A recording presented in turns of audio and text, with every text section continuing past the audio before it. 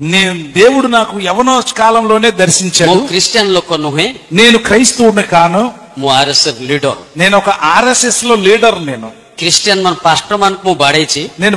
ନମସ୍କାର ପ୍ରିୟ ବନ୍ଧୁଗଣ, ସମସ୍ତଙ୍କୁ ପ୍ରଭୁ ଯୀଶୁଖ୍ରୀଷ୍ଟଙ୍କର ମଧୁମୟ ନାମରେ ମୋର ଆନ୍ତରିକ ନମସ୍କାର। ତେବେ ପ୍ରିୟ ବନ୍ଧୁଗଣ, ମୋର ବିଗତ କିଛି ଭିଡ଼ିଓ ମୁଁ ଏମିତି ବନେଇଥିଲି। ସେ ଭିଡ଼ିଓ ଗୁଡ଼ିକରେ ମୁଁ ମେନସନ୍ କରିଥିଲି, ମୁଁ କହିଥିଲି ଅଡ଼ିଏନ୍ସମାନଙ୍କୁ, ଆଉ ସେଥିମଧ୍ୟରେ ଖ୍ରୀଷ୍ଟିଆନ ବିରୋଧୀମାନେ ବି ସାମିଲ ଥିଲେ। ଆଉ ପବିତ୍ର ଧର୍ମଶାସ୍ତ୍ର ବାଇବେଲରୁ ଗୋଟେ ପଦକୁ ନେଇକି ମୁଁ ଆଲୋଚନା କରିଥିଲି ଯେ ପ୍ରଭୁ ଯୀଶୁଖ୍ରୀଷ୍ଟ କହିଲେ, ମୋର ସ୍ୱର୍ଗସ୍ଥ ପିତା ଯାହାକୁ ଆକର୍ଷଣ କରନ୍ତି କେବଳ ସେ ହିଁ ମୋ ନିକଟକୁ ଆସିପାରେ। ତେବେ ମୁଁ ଏହା ମଧ୍ୟ କହିଥିଲି, ସ୍ୱର୍ଗସ୍ଥ ପିତା ଯାହାକୁ ଆକର୍ଷଣ କରିବେ ସେ ଯେତେ ବଡ଼ ଗୁଣ୍ଡା ବଦମାସ ହେଲେ ବି ସେ ଯୀଶୁଙ୍କ ନିକଟକୁ ଆସିବ। ଆଉ ସ୍ୱର୍ଗସ୍ଥ ପିତା ଯାହାକୁ ଆକର୍ଷଣ କରିବେ ନାହିଁ, ତା ସାମ୍ନାରେ ଆପଣ ଯେତେ ବଡ଼ ବଡ଼ ଚମତ୍କାର ଦେଖାନ୍ତୁ ଯୀଶୁଙ୍କ ନାମରେ, ସେ କେବେ ବି ଯୀଶୁଙ୍କ ନିକଟକୁ ଆସିବ ନାହିଁ। କାରଣ କ'ଣ? ସ୍ୱର୍ଗସ୍ଥ ପିତା ତାକୁ ଆକର୍ଷଣ କରିନାହାନ୍ତି। ତେବେ ଖ୍ରୀଷ୍ଟରେ ପ୍ରିୟ ଭାଇ ଏବଂ ଭଉଣୀମାନେ, ଆଜିର ଏଇ ଯେଉଁ ଭିଡ଼ିଓ ରହିଛି ବହୁତ ଗୁରୁତ୍ୱପୂର୍ଣ୍ଣ ରହିଛି। ଆଉ ଆଜିର ଭିଡ଼ିଓ ହେଉଛି ଖ୍ରୀଷ୍ଟିଆନ ବିରୋଧୀମାନଙ୍କ ନିମନ୍ତେ ଏକ ଶିକ୍ଷା ଅଟେ। ଖ୍ରୀଷ୍ଟିଆନ ବିରୋଧୀମାନେ ସବୁବେଳେ ଦୋଷ ଦିଅନ୍ତି ନା, ଦେଖ ତୁମେ ଟଙ୍କା ନେଇକି ତୁମେ ଧର୍ମ ପରିବର୍ତ୍ତନ କରିଦେଉଛ, ଟଙ୍କା ଦେଇକି ଧର୍ମ ପରିବର୍ତ୍ତନ କରାଉଛ। ଦେଖ ଦେଖ ଦେଖ ଆଦିବାସୀ ଲୋକମାନେ କେମିତି ଖ୍ରୀଷ୍ଟିଆନ ହେଇଯାଉଛନ୍ତି, ଛୋଟ ଜାତିର ଲୋକମାନେ କେମିତି ଖ୍ରୀଷ୍ଟିଆନ ହେଇଯାଉଛନ୍ତି। କିନ୍ତୁ ପ୍ରିୟ ବନ୍ଧୁଗଣ, ଆଜିର ଭିଡ଼ିଓରେ ଆମେ ଦେଖିବା ଜଣେ ଆର୍ଏସ୍ଏସ୍ ଲିଡର, ଓଡ଼ିଶାର ସବୁଠୁ ବଡ଼ ଆର୍ଏସ୍ଏସ୍ ଲିଡର। ଆଉ ସିଏ ପ୍ରଭୁ ଯୀଶୁଖ୍ରୀଷ୍ଟଙ୍କୁ ସେ ଗ୍ରହଣ କଲେ। ଆଉ ସେ ପ୍ରଭୁ ଯୀଶୁଖ୍ରୀଷ୍ଟଙ୍କୁ ସେ କେମିତି ଗ୍ରହଣ କଲେ, ଆମେମାନେ ତାହାଙ୍କ ମୁଖରୁ ଆମେମାନେ ଶୁଣିବା। ଟିକେ ଚିନ୍ତା କରନ୍ତୁ, ଜଣେ ଆର୍ଏସ୍ଏସ୍ ଲିଡର, ଆର୍ଏସ୍ଏସ୍ ମାନଙ୍କର କାମ କ'ଣ ଆପଣ ତ ଭଲ ଭାବରେ ଜାଣନ୍ତି।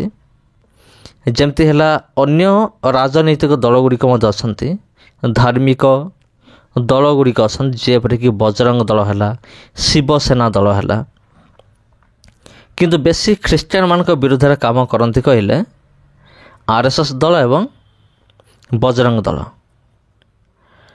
ତେବେ ପ୍ରିୟ ବନ୍ଧୁଗଣ, ଆମେମାନେ ଦେଖିବା ଯେ ଜଣେ ଆର୍ଏସ୍ଏସ୍ର ଏତେ ବଡ଼ ଲିଡର, ଏତେ ବଡ଼ ଗୁଣ୍ଡା ବଦମାସ, ମାନେ ଭୟଙ୍କର ଲୋକ, ଆଉ ସିଏ ଶେଷରେ ପ୍ରଭୁ ଯୀଶୁଖ୍ରୀଷ୍ଟଙ୍କୁ ଗ୍ରହଣ କଲେ।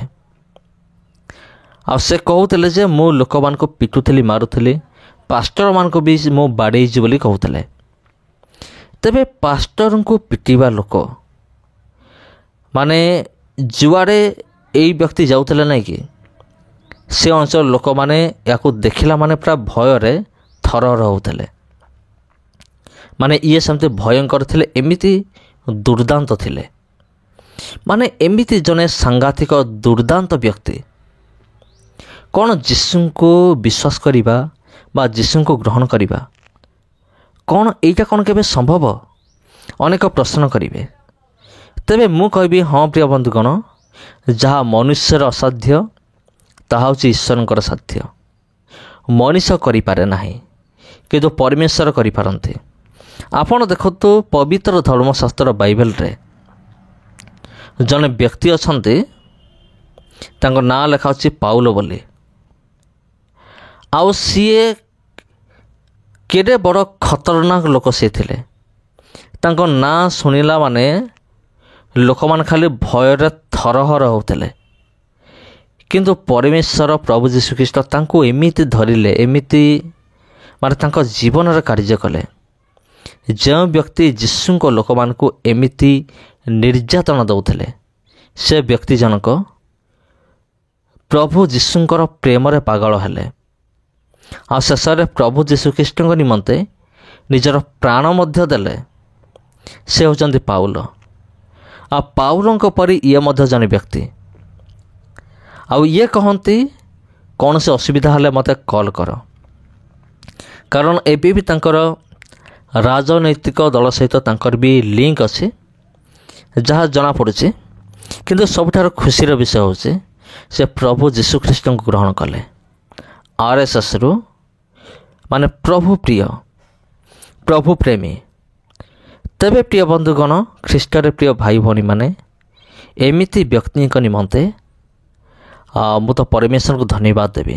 ଯାହା ହଉ ପ୍ରଭୁ, ତୁମେ ଏମିତି ବ୍ୟକ୍ତିକୁ ତୁମେ ବାଛିଛ, ତାଙ୍କର ପରିଚୟ ତୁମେ ପ୍ରଦାନ କରିଛ।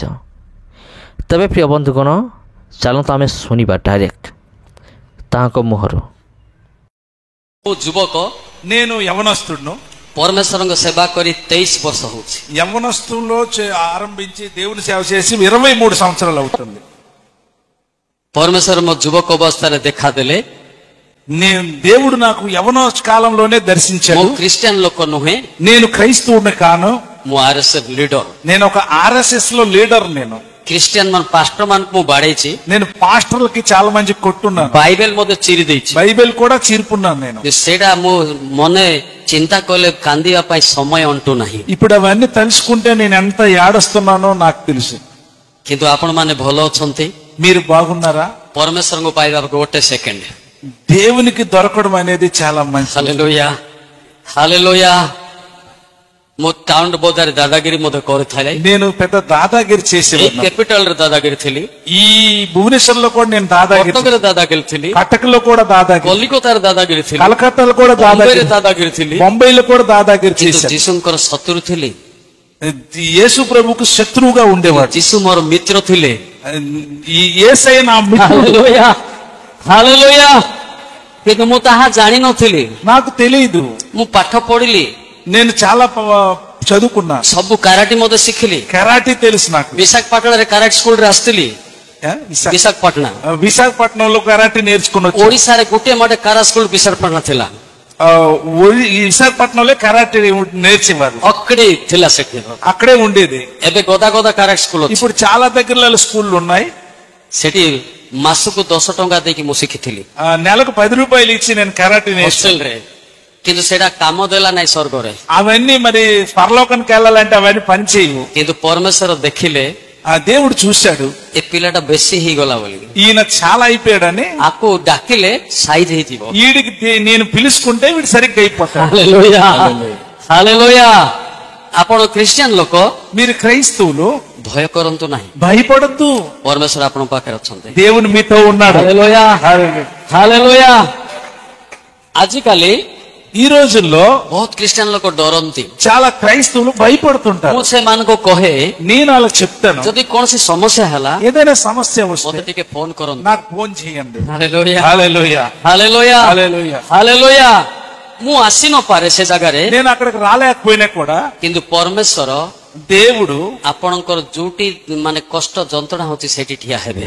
ఎక్కడైతే మీకు హల్లెలూయా. ప్రాబ్లం అవుతుందో దేవుడు ହାଲେଲୁୟା। ସେଥିପାଇଁ ଯୋଉଠି ଯଦି ତାଡନା ହଉଛି ఎక్కడైతే మీకు శ్రమలు ମତେ వస్తాయి ଟିକେ କଲ୍ କରନ୍ତୁ ବୋଲି। నాకు ఫోన్ చేయండి.